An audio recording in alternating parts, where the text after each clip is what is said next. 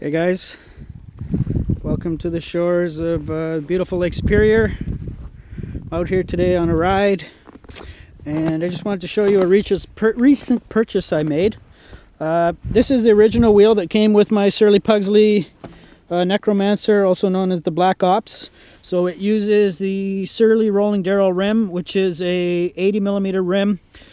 This bike came with the surly Larry 3.8 tire, so essentially 4-inch wide tire.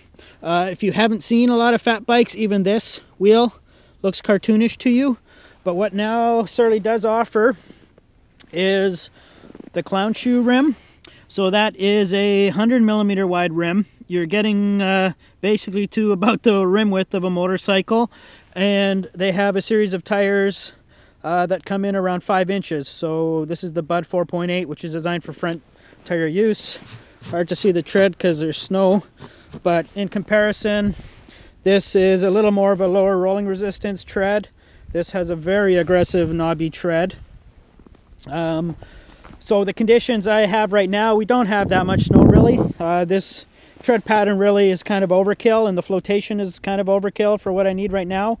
But one other thing about it is it is taller, so the diameter of it is bigger, which has advantages on any sort of rough terrain.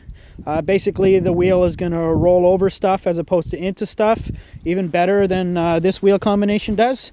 But that tire is a really slow rolling tire. It's not particularly fast. I'm curious. I'm going to do a ride today where we're going to get into some fairly rocky terrain, so I'm curious to see how it's going to handle it. But once we get into some serious snow conditions, I'm curious how this is going to fare. It should provide superior flotation. That said, this Bud 4.8, you can run it on the rolling barrel rim, but Surly says it doesn't give it the appropriate shape. It was basically, the tire was designed for this Clownshoe rim. So yeah, I'm pretty impressed by the grip it has. It's definitely more grippy in the snow, but snow is kind of a really neat thing because it changes all the time. You know, you can have, it may not even snow, but within 24 hours the snow can change and be totally different and require a totally different tire, totally different air pressure. That's one of the cool things about snow. So yeah, that kind of puts it into perspective. I have an actual photo that really shows the size difference. Maybe I'll post that here so you can see it.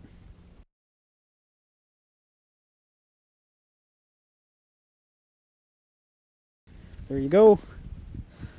So yeah, essentially a 5-inch wide tire. The wide angle lens on this GoPro is going to make everything really look narrower than it is, but once you see it in person, it's almost cartoonish to see. But it's definitely going to have its uses. The rougher and gnarlier the terrain, or just kind of semi-packed snowmobile trails, I think is where it's really going to have an advantage. You're less likely to cut through.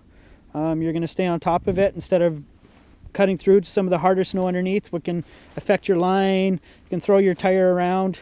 So yeah, I think it's going to be a cool wheel tire combination to work with this winter. So thanks for watching.